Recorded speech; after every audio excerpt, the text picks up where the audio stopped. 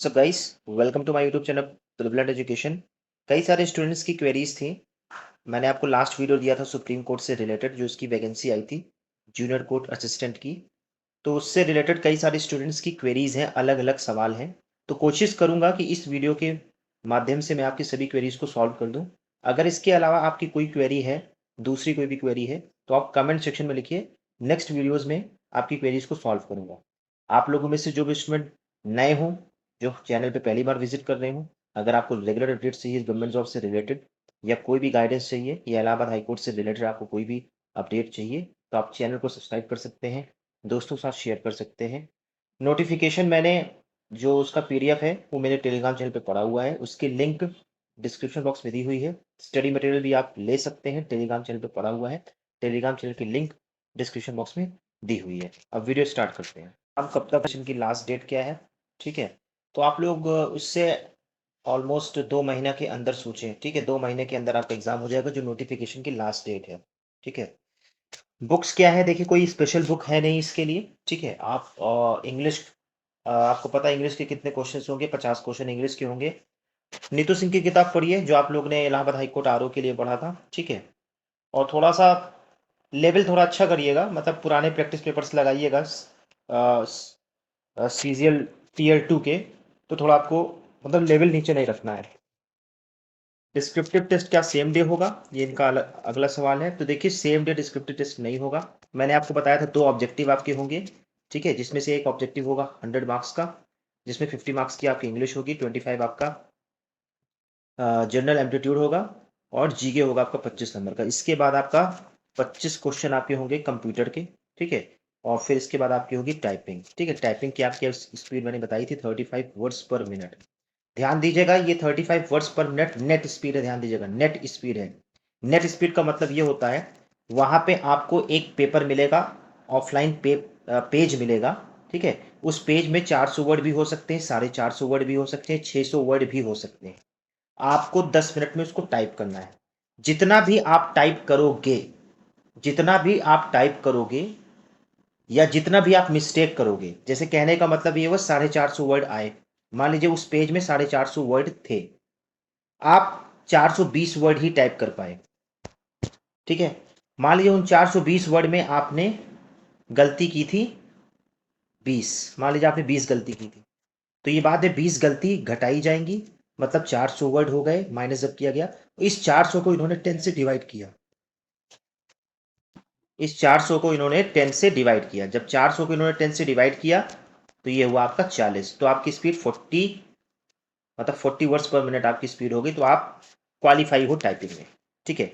अगर मान लीजिए किसी बंदे ने एग्जैक्ट, अगर मान लीजिए किसी बंदे ने एग्जैक्ट, जैसे मान लीजिए 450 वर्ड आए थे, वो बंदा एग्जैक्ट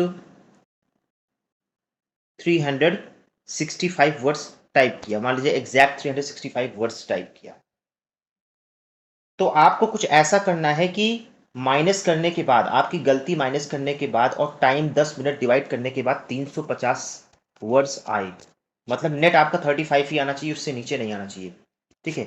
मान लीजिए एक कंडीशन और बता दे रहा हूं, किसी बंदे ने 350 वर्ड ही टाइप किए 10 मिनट में, ठीक है? तो फिर आपकी जीरो जीरो एरर होनी चाहिए, जीरो मिस्टेक होनी चाहिए, क्योंकि अगर 350 में से एक गलती भी हो गई, 349 हो गया, और 349 को अगर हम 10 से डिवाइड करेंगे तो 34.9 हो गया, ठीक है? तो याद रखिएगा, जो वहां पे आपको पेज मिलेगा, हो सकता है उसमें 400 वर्ड हो, 450 वर्ड हो, 600 वर्ड हो, क्योंकि जब मैंने दिया था तो मेरे वाले में 650 वर्ड आए थे। हम लोगों ने दूसरी वैकेंसी दी थी, ठीक है? इसकी एक वैकेंसी और आई थी 2 साल पहले, ठीक है? 4800 ग्रेड पे की, तो हम लोगों ने वो दिया था 4600 ग्रेड पे की। तो उसमें किसी किसी में 450 वर्ड थे, किसी में 600 वर्ड थे, ठीक है? तो ये मैंने आपको बता दिया टाइपिंग का जाम क्या है, ठीक है? आपको सीरियस लेना है।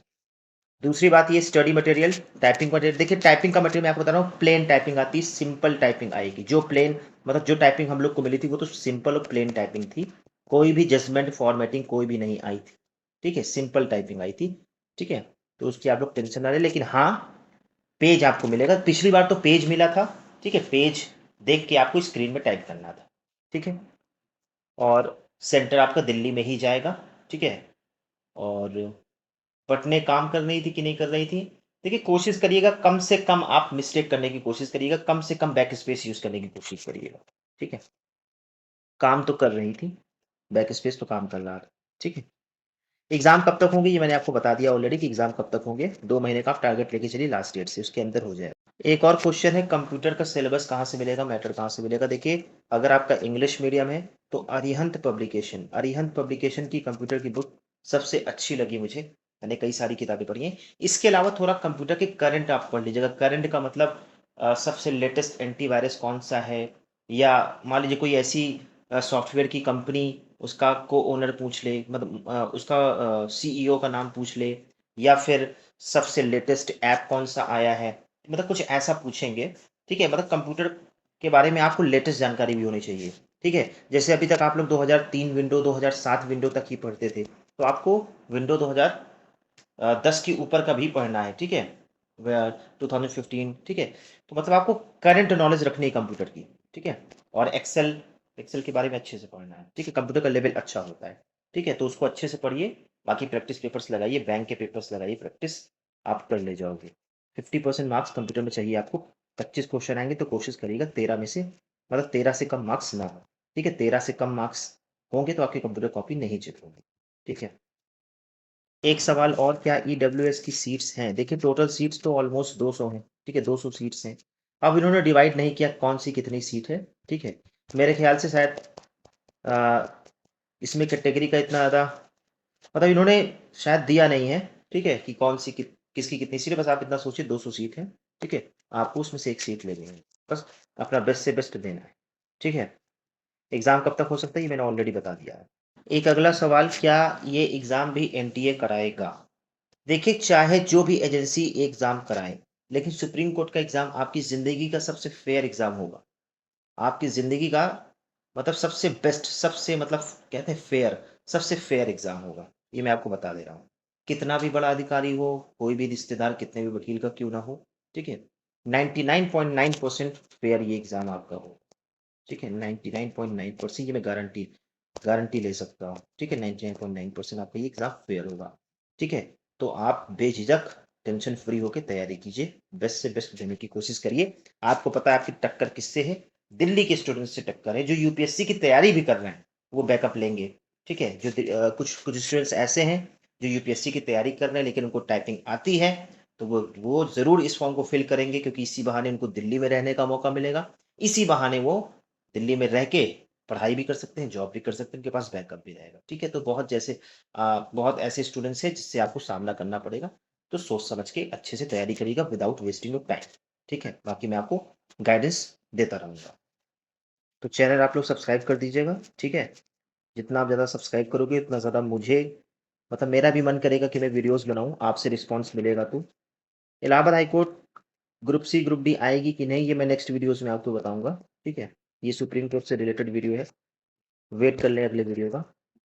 हाँ, ये सवाल बहुत ज़्यादा आया है, ये मेरे व्हाट्सएप में भी कई लोगों ने पूछा था कि इसका पेपर इंग्लिश में होता है या हिंदी में? देखिए, इसका पेपर इंग्लिश में होगा, ठीक है? इसका पेपर इंग्लिश में होगा, ठीक है? तो और जब आप फॉर्म फिल करोगे तो शायद इंग्लिश लैंग्वेज ही आएगा, ठीक है? इसका पेपर सिर्फ़ इंग्लिश में होगा, सिर्फ़ इंग्लिश में, क्योंकि सुप्रीम कोर्ट में इंग्लिश लैंग्वेज ही चलती है, ठीक है? तो इसका पेपर सिर्फ़ इंग्लिश में ही होगा। आप लोग एक बार जो लोग कंफर्टेबल हो वो लोग दे दो, मतलब जो वो लोग फिल कर लो, ठीक है? जनरल एप्टीट्यूड में क्या आएगा ये एक अगला सवाल।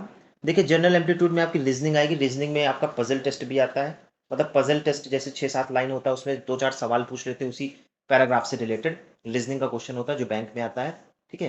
हो सकता है एक आध क्वेश्चन ब्लड रिलेशन के आ जाए, मतलब बैंक की रीज़निंग इसने टच की है, बैंक की रीज़निंग ये टच करेगा और हो सकता है एक आध सवाल रीज़निंग और मैथ्स को जो कंबाइन करके आता है वो आ जाए, ठीक है? तो एप्टीट्यूड में आपका इंग्लिश प्लस सॉरी रीजनिंग और मैथ्स कंबाइन करके आएगा, पजल टेस्ट आएगा।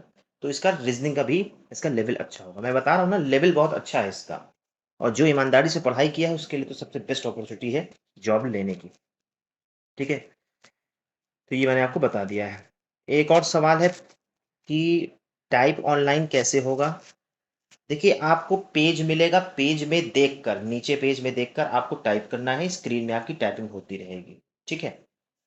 अब ये मैं अपने उससे बता रहा हूँ क्योंकि पिछली बार तो पेज मिला था, अब इस बार सॉफ्टवेयर दे दे तो बात अलग है, लेकिन आपको पेज वाली ही प्रैक्टिस करनी है। ऐसा इसलिए क्योंकि सॉफ्टवेयर में स्पीड ज़्यादा आती है। अगर पेज में आपकी स्पीड 35 की आएगी तो आपकी सॉफ्टवेयर में स्पीड 40 टू 43 की आएगी।